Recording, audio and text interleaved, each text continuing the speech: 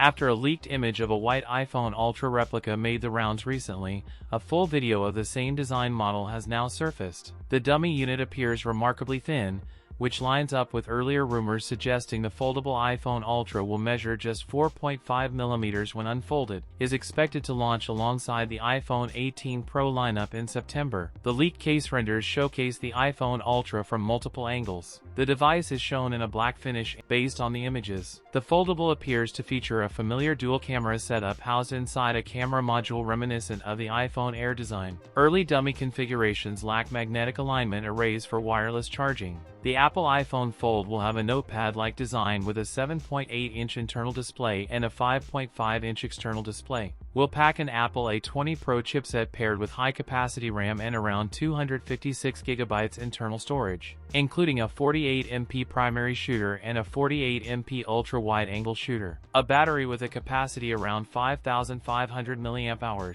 along with eSIM support, suggests a price starting at around $2,000, with some reports placing it between $2,100 and $2,300. That's it for today's video. If you enjoyed it, don't forget to like, comment, and subscribe for more content. Thanks for watching, and I'll see you in the next one.